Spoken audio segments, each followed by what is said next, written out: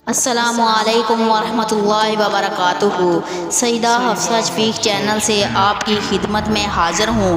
ناظرین، محرم الحرام بڑی عظمتوں والا اور برکتوں والا مہینہ ہے۔ یہ ماہ محرم کا آخری عشرہ جا رہا ہے۔ یہ اسلام کا پہلا مہینہ ہے۔ یہ بہت ہی بابرکت مہینہ تھا جس کا آخری عشرہ رہ گیا ہے۔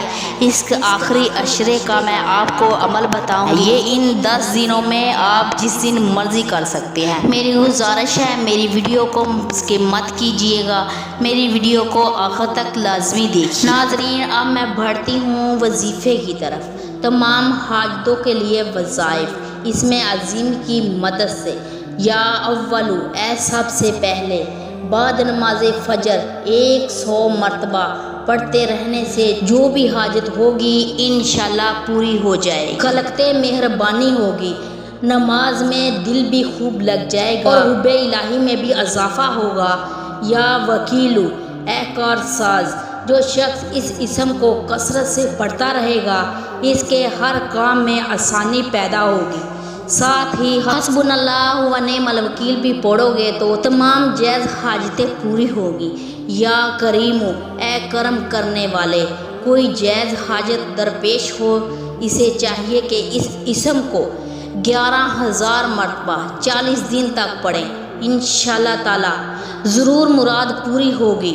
لا الہ الا انت سبحانک انی کنت من الظالمین، اے اللہ تیرے سوا کوئی معبود نہیں، تو پاک ہے، بے شک میں ظالموں سے تھا۔ حضرت سعید رضی اللہ تعالیٰ عنہ سے روایت ہے کہ رسول صلی اللہ علیہ وآلہ وسلم نے فرمایا، حضرت یونس علیہ السلام نے مچھلی کے پیٹ میں یہ دعا پڑھی تھی، لہٰذا جو بھی مسلمان کسی حاجت کے وقت اس کلمات کو پڑھ کر جو بھی دعا کرے گا وہی دعا قبول ہوگی۔ یہ مشکل وقت کے پڑھنے کی دعا ہے کیونکہ اللہ تعالیٰ نے مچھلی کے پیٹ میں حضرت یونس علیہ السلام کی پکار کو سنا تھا۔